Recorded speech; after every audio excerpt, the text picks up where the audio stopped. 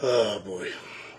Now, when you think of games that have taken forever to basically be released, you automatically think of one game, Duke Nukem Forever. Now, I've actually found one game, believe it or not, that's taken longer than Duke Nukem to be put out. Now, game-wise, you can guess by the titles, was Limbo the Lost. It was actually started back in '93 on the Atari ST, then further on the Atari 500. It was made by a company called Majestic Studios and released by Choice Energy in the USA and G2 Games in Europe. Now, Limbo the Lost is basically your traditional point-click type of game. And, you know, they wanted to bring it back. They basically have all these good memories and they try to do it.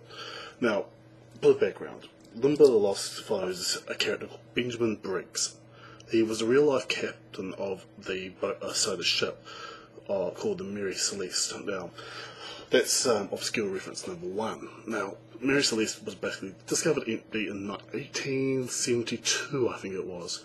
The fate of the crew and Briggs was never found, and it's still to this day one of the biggest ghost ship stories, ever known. Now, the game is reasonably hard to find. We'll get to the reasons why that is later on.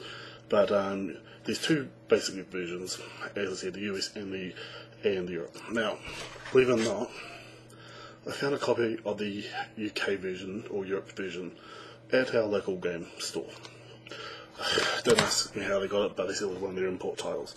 I didn't really have the guts to say to them what the true story is.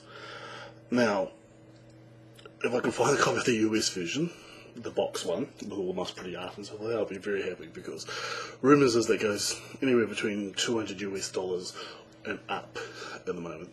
The European version is a little easier to find.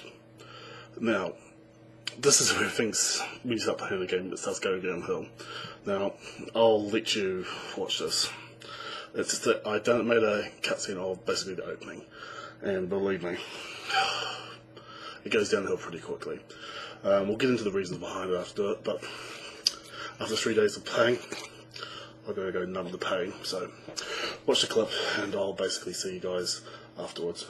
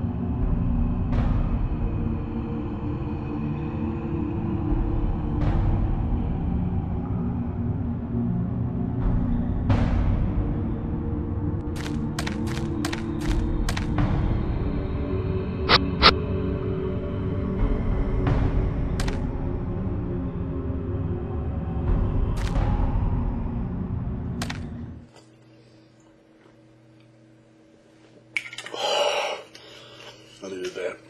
Okay, welcome back, guys. Now, did that sequence make any sense of set up the game or what this game's about? No, don't worry, I was totally confused as well. I actually played the game for about 2 hours before I realised that the game is actually in 2 discs.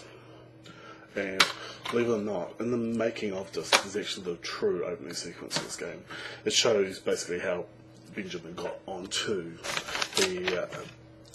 into Limbo. Now, did anything in that sequence actually look familiar to you? And this is where the game has got its notoriety from, and it's basically cult classic status. First up, the scene where he's falling into Limbo in a big pile of flames, it's actually from the movie Spawn. It's actually where he gets burnt and thrown into the hell. And the second bit where he's in the prison, look at the background. You might want to rewind it a bit, but look at the background. Believe it or not, that's from the game Return to Castle Wolfenstein. Now, basically that's not the only thing they ripped off, and here's a small list that I found on the Limbo of the Lost wiki. Now, there's scenes that they've actually proven from Diablo, Enclave, Elder Scrolls 3 and 4, Painkiller, Thief number 3, and Unreal Tournament. Otherwise, the guys who made this game were pretty lazy and they tried to get away with murder. And unfortunately, and thankfully, they got caught. Actually, in one stage, I actually spotted a character from Lord of the Rings in the background. One of the guys from had ripped off a bus from Workshop's Wolfside. Now, on the opening disc, believe it or not, you can actually see a shot of Crisis in the opening DVD when they fly over the island. And also the bit where the guys get swept into the water is from Pirates of the Caribbean. Now, some of the sounds were ripped off as well, but I don't know exactly where they're from, and I'm not that interested after finding out all this stuff. But I'll let you that one for you. Now, gameplay in Limbo of the Lost is a real pixel hunter. Some of the stuff is basically so difficult to find. You just got to click all over the screen, and believe me, especially on the more modern screens like the 1080p screens, some of the stuff is pretty small. Puzzles are totally illogical sometimes. There's actually a bit where you got to look at the beakers that you've got and find water. Now, water in a green jar looks green, but believe it or not, it actually shows up in your inventory as blue. And that's one of the easier puzzles you've got to do from the first disc. Now, other things, totally bad voice acting. Yeah, it can get pretty bad. Makes a Hong Kong action movie look pretty good sometimes. Basically, the lip sync is totally off. I think there's a couple of scenes that I actually thought were quite good. Basically, the main character walks at a snail's pace. And believe me, there are some big travelling scenes in this one. You've got to walk all around the place. The story can be good, some can be bad. The humour falls flat most of the time. There's a few chuckles in there, but I wouldn't really recommend it. Lip sync, as I said before, terrible. And a Ouija board. That's the actual interface you use to look, take, and put all the rest of the stuff in. That can be a bit laggy at times. And that can be quite annoying, especially in the later stages where you actually are timed. And yeah. Now, to sum up the review, there are some good moments. Chapters 3 and 5 I actually quite enjoyed. I thought they were quite good, but there's more than 8 chapters I think there is in the game. And yeah, unfortunately the bad just outweighs the good in this one. Overall, below average point and click game. Would I recommend it to buy for the average people? No. Go get 7 Max Season 1 and 2. You can get now on disc, and they're really good.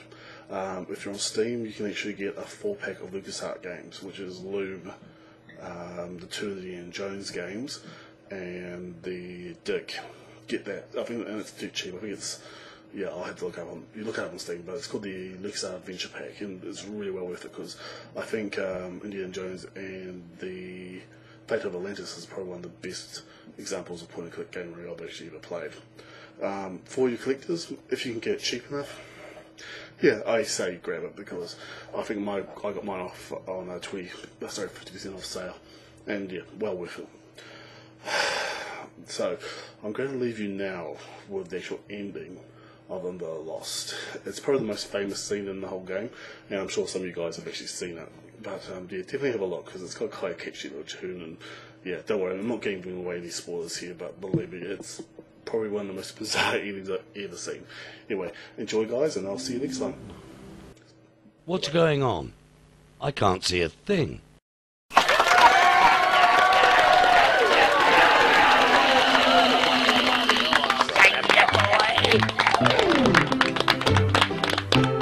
Go on, Rita, baby.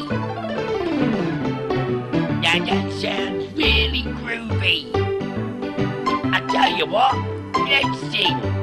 Well, it's nice to see Brick safe and sound. After all he's been around, and in my view he should be crowned the King of Limbo.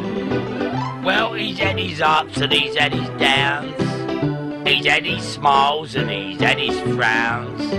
But I still say he should be crowned the king of Limbo.